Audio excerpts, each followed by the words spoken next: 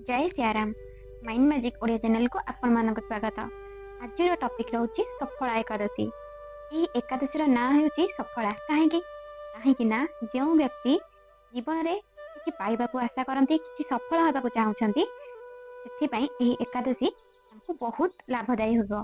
ताले आसंतु आज जानिबा एही वीडियो रे आपण कोन कोन पाइबे। आसंता काली सफला एकादशी अछि सेथि पई आपण मानकू ढेर सारा शुभेच्छा। आज आमे कथा हेबाकू जाउछु आसुथिबा एकादशी केउ दिन पड़ुछि, व्रत केउ दिन करिबा उचित, 14 तारिख रे कि 15 तारिख रे, सूर्योदय अनुसार एकादशी केउ दिन, द्वादशी युक्त जेउ श्रेष्ठ व्रत अछि सेही व्रत केउ दिन हेबो, एही एकादशी रो व्रत काहेकि करिबा उचित एवं किपरि करिबा उचित आपण जानନ୍ତି कि एही एकमात्र एकादशी रो व्रत कले 5000 वर्ष पर्यंत निरंतर तपस्या कले जेउ फल मिले सेही समस्त फल मिल जाए। जो दर्शक माने आम सनातन धर्म संपर्कित वीडियो प्रथम थर पर देखुंती निवेदन दयाकोरी आम धर्म चैनल को अवश्य सब्सक्राइब करंतु। एथिरु मते मध्ये जणा पड़े जे आपण माने आम कथा को सुनुछंती एवं पसंद करूछंती एवं मु आपणक पई अधिक सुंदर धर्म संपर्कित वीडियो एवं लॉ ऑफ अट्रैक्शन संबंधी वीडियो नै आसी परिबी। तेबे आसंतु आरंभ करिबा। पौष मासर जेउ एकादशी आसुची तार ना होची सफला एकादशी। एही एकादशी आपणक जीवन रे नाना प्रकार सफलता आने। यह आपणक जीवन रे अनेक पुण्य फल प्रदान करे। जदि आपण एही व्रत करंती तेबे एही एकादशी आपणक जीवन रो समस्त संकट को नाश करि दिए। आज आमे आपणक पई सफला एकादशी रो व्रत कथा नै आसीचु। गोटे समयर कथा, महाराज युधिष्ठिर भगवान श्रीकृष्ण को एक अत्यंत गुरुत्वपूर्ण प्रश्न पचारिले, हे जनार्दन, पौष मासर कृष्ण पक्षरे केउ एकादशी आसे एवं एहाकू किपरि पालन करिबा उचित, दयाकरी एही विषय मते कहंतु। युधिष्ठिर महाराज कथा सुनी भगवान केशव कहिले, हे धर्मराज, पौष मासर कृष्ण पक्षरे आसुथिबा एकादशी नाम सफला एकादशी। एही एकादशी दिन भक्त माने भगवान नारायणक विग्रहर पूजा अर्चना करिबा उचित। मु आपनकु सफला एकादशी पौराणिक कथा कहूची, ध्यान पूर्वक शुणंतु। गोटे समय रे चंपावती नामक एक सुंदर नगरी थिला, जेउठरे महिष्णत नामक एक अत्यंत पराक्रमी और धर्मनिष्ठ राजा राज्य करुथिले। तांकर 4 जण पुओ थिले। राजांक सबुठारु बड़ पुओ लुम्पक सदा पाप कर्म रे लिप्त रहुथिले। नारी दुराचार, जुआ खेलिबा, ब्राह्मण और शास्त्रक अपमान करिबा, वैष्णवक निंदा करिबा, ए सब काम तांको पई साधारण थिला। ताहार पाप कर्मर प्रभाव राज्य उपरे पड़िबाकू लागिला। गोटे दिन राजा महिष्णत तांको राज्य बाहर करदेले। लुम्पक राज्यर बाहर थिबा एक जंगल रे बसवास करबाकू लागिले, किंतु ताहार पाप प्रवृत्ति रे कोनोसी कमी आसिला नाही। से दिन बेला जंगलर पशु मानकू शिकार करुथिले, तांकर मांस भक्षण करुथिले एवं रात्रि बेले नगर को जाई लुटपाट करुथिले। अनेक थर लोक माने तांको चोरी और लुटपाट करुथिबा बेले धरिथिले, किंतु लुम्पकर पाप कर्मर अंत हैला नाही। से जंगल रे भगवान श्रीहरि को अत्यंत प्रिय एक प्राचीन विशाल उस्त गछ तले रहुथिले। एही भली बहुत समय बीतीगला। शेषरे तांको जीवन परिवर्तनर समय आसी पहुंचिला। गोटे दिन असह्य शीतर कारण रे से सारा राति सोई पारिले नाही। शीतरु रक्षा पाई तांको पाखरे पर्याप्त वस्त्र नथिला। पौष कृष्ण पक्षर दशमी दिन से सारा राति जागिकी रहिले। शीतर प्रभाव रे तांको शरीर दुर्बल हो गला एवं से मूर्छा होई पड़ीगले। ता पर दिन एकादशी दिन मध्याह्नर सूर्य ताप पाई तांको मूर्छा कटिगला। खाद्य खोजिबा पई गड़ी गड़ी चली से बाहर को गले। पशु मानकू मारिबार असमर्थ थिबारु गछ तळे पड़िथिबा फल गुडी को खाइले एवं उठी से पुणी सेही पुस्त गछ तळकू फेरी गले। सेतेबेलकू सूर्यास्त होई सारिथिला। एही असहाय अवस्था पूर्व जन्मर कर्मर प्रभाव से भगवान नारायण को स्मरण कले एवं कहिले, हे प्रभु, मोर एही किपरि अवस्था होई गला। एबे एही फल गुड़िक आपण को ही अर्पण करूची। एही फल द्वारा आपण ही तृप्त हुवंतु। एही राति रे मध्य तीव्र शीतर कारण रे से सारा राति जागिकी रहिले एवं भगवान को स्मरण करुथिले। एही प्रकार अजाणतरे अन्न त्याग होई तांकर एकादशी व्रत पालित होई गला। एही अजाणतरे करा जाइतिबा तपस्यार भगवान प्रसन्न होई गले। परदिन सूर्योदय सहित एक ଏକ ଧଳା ତେଜସ୍ୱୀ ଘୋଡ଼ା ଲୁମ୍ପକଙ୍କ ପାଖକୁ ଆସି ଠିଆ ହେଇଗଲେ। ସେହି ମୁହୂର୍ତ୍ତରେ ଏକ ଆକାଶବାଣୀ ହେଲା, ହେ ବତ୍ସ, ଏହି ଘୋଡ଼ା ତୁମ ପାଇଁ ଆସିଛି। ଭଗବାନ ନାରାୟଣଙ୍କ ଅସୀମ କୃପା ଏବଂ ସଫଳା ଏକାଦଶୀର ନିୟମ ପୂର୍ବକ ପାଳନର ଫଳରେ ତୁମ ସମସ୍ତ ପାପ ନଷ୍ଟ ହୋଇଯାଇଛି। ଏବେ ତୁମେ ଏହି ଘୋଡ଼ାରେ ସାରଥୀ ହୋଇ ନିଜ ପିତାଙ୍କ ପାଖକୁ ନିଜ ନଗରକୁ ଫେରିଯାଅ। ତୁମକୁ ନିଜ ରାଜ୍ୟ ପୁଣି ମିଳିଯିବ। ଏହିପରି ଆକାଶବାଣୀ ଶୁଣି ଲୁମ୍ପକ ଆନନ୍ଦରେ ଗଦଗଦ ହୋଇଗଲେ। ସଫଳା ଏକାଦଶୀରୁ ଅର୍ଜିତ ପୁଣ୍ୟଫଳର ପ୍ରଭାବରେ ତାଙ୍କ ଶରୀର ପୁଣି କାନ୍ତିମୟ ହୋଇଯାଇଥିଲା। ସେହି କ୍ଷଣରେ ସେ ନିଜ ରାଜ୍ୟକୁ ଫେରି ଆସିଲେ ଏବଂ ନିଜ ପିତାଙ୍କୁ କ୍ଷମା ଯାଚନା କରି ସମସ୍ତ ବୃତ୍ତାନ୍ତ କହିଲେ। ତାଙ୍କ ପିତା ଯେତେବେଳେ ତାଙ୍କୁ ସମସ୍ତ ସଦ୍ଗୁଣରେ ଯୁକ୍ତ ଦେଖିଲେ ସେ ଅତ୍ୟନ୍ତ ପ୍ରସନ୍ନ ହେଲେ। ତାପରେ ସେ ଲୁମ୍ପକକୁ ରାଜ୍ୟର କାର୍ଯ୍ୟଭାର ସମର୍ପଣ କରି ନିଜେ ବନକୁ ତପସ୍ୟା ପାଇଁ ଚାଲିଗଲେ। ଏହି ପ୍ରକାର ଲୁମ୍ପକ ନିଜ ରାଜକୁମାର ହୋଇଥିବା ସମସ୍ତ କର୍ତ୍ତବ୍ୟକୁ ଯଥାଯଥ ଭାବେ ପାଳନ କଲେ। ନିଜ ପିତାଙ୍କ ପଦଚିହ୍ନର ଅନୁସରଣ କରି ଶେଷରେ ଦେହତ୍ୟାଗ ପରେ ସେ ବୈକୁଣ୍ଠ ଲୋକଙ୍କୁ ପ୍ରାପ୍ତ ହେଲା। କଥା ସମାପ୍ତ କରି ଭଗବାନ ଶ୍ରୀକୃଷ୍ଣ କହିଲେ, ହେ ରାଜନ, ଯେଉଁ ବ୍ୟକ୍ତି ସଫଳା ଏକାଦଶୀର ଏହି କଥାର ଶ୍ରବଣ କିମ୍ବା ପଠନ କରେ ରାଜସ୍ୱୟଂ ଯଜ୍ଞର ପୁଣ୍ୟଫଳ ପାଏ। ତାହାର ସମସ୍ତ କଷ୍ଟ ନଷ୍ଟ ହୋଇଯାଏ ଏବଂ ଶେଷରେ ସେ ବୈକୁଣ୍ଠ ଲୋକକୁ ପ୍ରାପ୍ତ କରେ। ଜୟ ଶ୍ରୀ ହରି ବିଷ୍ଣୁ। ଭଗବାନ ଶ୍ରୀକୃଷ୍ଣ କହୁଛନ୍ତି, ଯେଉଁ ବ୍ୟକ୍ତି ଏହି ଏକାଦଶୀର ବ୍ରତ କରେ ତାର ସମସ୍ତ ପାପ ନଷ୍ଟ ହୋଇଯାଏ।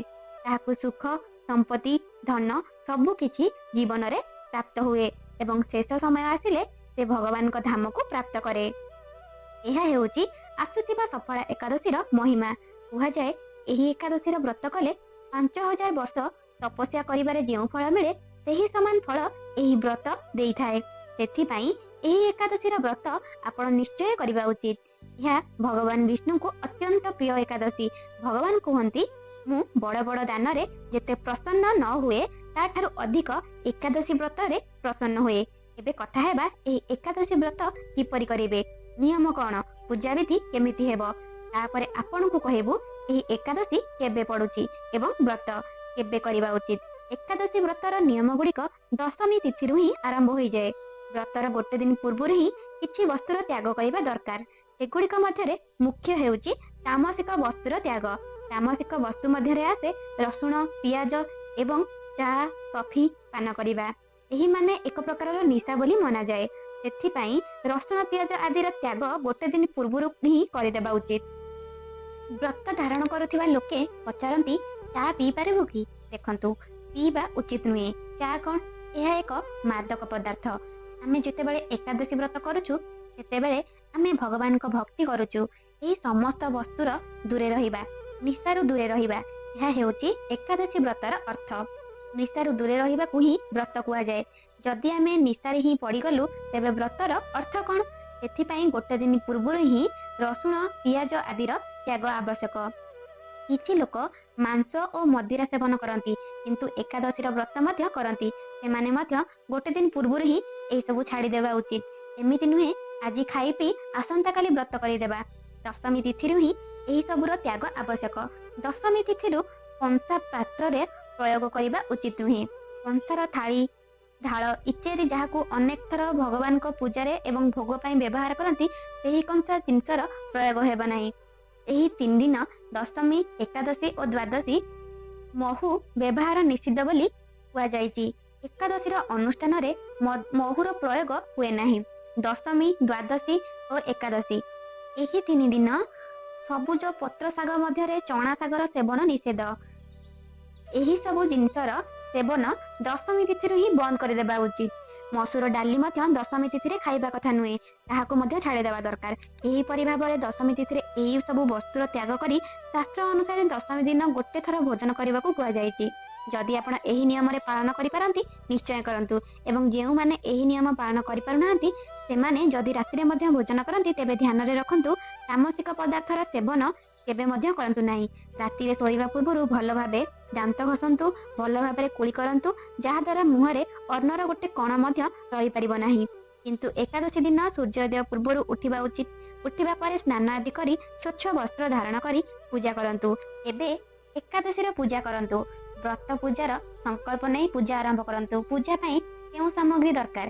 ସାମଗ୍ରୀ ଭାବେ ଆପଣଙ୍କ ପାଖରେ ଭଗବାନ ଶ୍ରୀହରିଙ୍କ ବିଷ୍ଣୁଙ୍କ ଏକ ଏକ ଫଟୋ କିମ୍ବା ମୂର୍ତ୍ତି ଥିବା ଆବଶ୍ୟକ। ତା ସହ ସେଗୁଡ଼ିକୁ ସ୍ଥାପନ କରିବା ପାଇଁ ଗୋଟେ କାଠର ଚୌକି ନେବେ। ଚୌକି ଉପରେ ହଳଦିଆ କିମ୍ବା ଲାଲ ରଙ୍ଗର ବସ୍ତ୍ର ବିଛାଇ ନେବେ। ସିନ୍ଦୁର, ପାନ, ଗୁଆ, ଲବଙ୍ଗ, ଗୁଜୁରାତି, ଧୂପ, ଦୀପ, ନୈବେଦ୍ୟ, ପୁଷ୍ପ, ଫୁଲମାଳା, ଇତର ଏବଂ ଜନେଉ ଯୋଉଟାକି ପଇତା, ଏସବୁ ସାମଗ୍ରୀ ଆପଣଙ୍କୁ ଦରକାର। ଏହା ସବୁ ଏକତ୍ର କରନ୍ତୁ। ତାପରେ ଆସନ ବିଛାଇ ବସି ଯାଆନ୍ତୁ। ଏକ ତମ୍ବାର କିମ୍ବା ପିତ୍ତଳ ଢାଳରେ ନିଅନ୍ତୁ। ପ୍ରଥମେ ସେଥିରେ ଅଳ୍ପ ଗଙ୍ଗା ଜଳ ଭରନ୍ତୁ, ତାପରେ ଶୁଦ୍ଧ ଜଳ ଭରନ୍ତୁ। ଆପଣ ଯେଉଁ ସ୍ଥାନରେ ପୂଜା କରିବେ, ଯେଉଁଠାରେ ଚୌକି ରଖିବେ, ସେହି ସ୍ଥାନରେ ଏବଂ ସାମଗ୍ରୀ ଉପରେ ପୁଷ୍ପ ଦ୍ୱାରା ଗଙ୍ଗା ଜଳର କିଛି ପାଣି ପକେଇ ଦିଅନ୍ତୁ। ଢାଳରେ ଥିବା ଜଳ ଦ୍ୱାରା ଚାରି ଦିଗରେ ଶୁଭ ମନ୍ତ୍ର କହି ଭଲ ଭାବେ ଜଳ ଛିଟି ଦିଅନ୍ତୁ।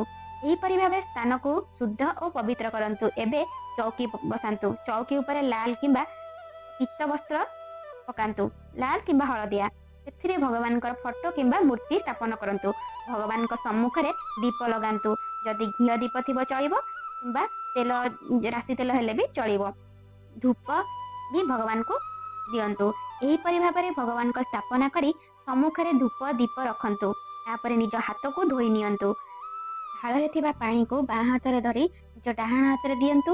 ସେଠି ଫୁଲ ଏବଂ ଚାଉଳ ରଖି ଭଗବାନଙ୍କ ନାଁରେ ସଂକଳ୍ପ ନିଅନ୍ତୁ ଏବଂ ଆପଣଙ୍କର ନାମ, ଗୋତ୍ର, ଆପଣ ଯେଉଁ ଜାଗାରେ ରହୁଛନ୍ତି ସେହି ଜାଗାର ଆଡ୍ରେସ୍ କହି ଆପଣଙ୍କର ଇଚ୍ଛାକୁ ଭଗବାନଙ୍କୁ କହି ଭଗବାନଙ୍କ ନାଁରେ ସଂକଳ୍ପ ନେଇ ଭଗବାନଙ୍କ ପାଦରେ ସେହି ପାଣିକୁ ଅର୍ପଣ କରନ୍ତୁ। ତାପରେ ଭଗବାନଙ୍କୁ ପୂଜା ଅର୍ଚ୍ଚନା କରି ଫଳ କିମ୍ବା ଯାହା ବି ଆପଣ ମିଷ୍ଟାନ୍ନ ରଖିଛନ୍ତି, ମାନେ ଭଲ ଜିନିଷ ଯୋଉଟାକି ମିଠା ହେଉ କି ଯାହା ବି ହେଉ, ଆପଣ ଭଗବାନଙ୍କୁ ପ୍ରସାଦ ରୂପେ ଦିଅନ୍ତୁ। ସେଥିରେ ତୁଳସୀ ପକେଇବାକୁ କେବେ ଭୁଲିବେ ନାହିଁ। ତୁଳସୀ ଗୋଟେ ଦିନ ପୂର୍ବରୁ ତୋଳି ଦେଇଥିବେ, କାହିଁକି ନା ଏକାଦଶୀ ଦିନ ତୁଳସୀକୁ ସ୍ପର୍ଶ କରାଯାଏ ନାହିଁ। ସେହି ଦିନ ଆପଣ ଏକାଦଶୀ ବ୍ରତର କଥାକୁ ଶ୍ରବଣ କରନ୍ତୁ, ନାଇଁ ତ ଭଗବାନଙ୍କୁ ବି ଶୁଣାନ୍ତୁ ଏବଂ ଓମ୍ ନମୋ ଭଗବତେ ବାସୁଦେବାୟ ନମଃ ଏହି ମନ୍ତ୍ରର କମ୍ ସେ କମ୍ 108 ଥର ଜପ କରନ୍ତୁ। ତାଠାରୁ ଅଧିକ ଜପ କଲେ ବି ବହୁତ ଭଲ।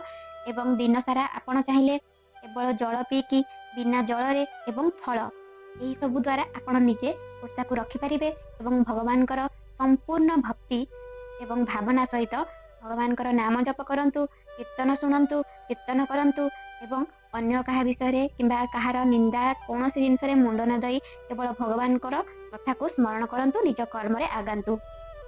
ଆପଣ ଏହି ଓଷାକୁ ଯଦି ଭଲସେ କରିଦେବେ, ତାହେଲେ ଆପଣଙ୍କର ଏମିତି କୌଣସି ଜୀବନରେ ଜିନିଷ ନାହିଁ ଯୋଉଟାକି ଆପଣ ପାଇପାରିବେ ନାହିଁ। ଆପଣ ଜୀବନରେ ସକ୍ସେସଫୁଲ ହେଇପାରିବେ, କାହିଁକିନା ଏହା ହିଁ ହେଉଛି ସଫଳା ଏକାଦଶୀର ମାହାତ୍ମ୍ୟ। ଆପଣ ଯେଉଁ ଆଶା ନେଇକି ଚାହୁଁଛନ୍ତି ସେ ଆଶା ସମ୍ପୂର୍ଣ୍ଣ ନିଶ୍ଚିନ୍ତ ପୂର୍ଣ୍ଣ ହେବ ଏବଂ ଆପଣ ଜୀବନରେ ନିଶ୍ଚିନ୍ତ ସଫଳ ହେବେ। ତା ପରଦିନ ସକାଳ 7ଟାରୁ 9ଟା ଭିତରେ ଆପଣ ଓଷାକୁ ପାରାୟଣ କରି ଅନ୍ନ କିମ୍ବା ଯାହା ଚାହୁଁଛନ୍ତି ଖାଇପାରିବେ। ଜୟ ସିଆରାମ। ଧନ୍ୟବାଦ। ଯଦି ଆପଣ ଏହି ଓଷାକୁ କରିବାକୁ ଚାହୁଁଛନ୍ତି ତେବେ ନିଶ୍ଚିନ୍ତ କମେଣ୍ଟରେ ଜଣେଇବେ। ଧନ୍ୟବାଦ। ଜୟ ସିଆରାମ।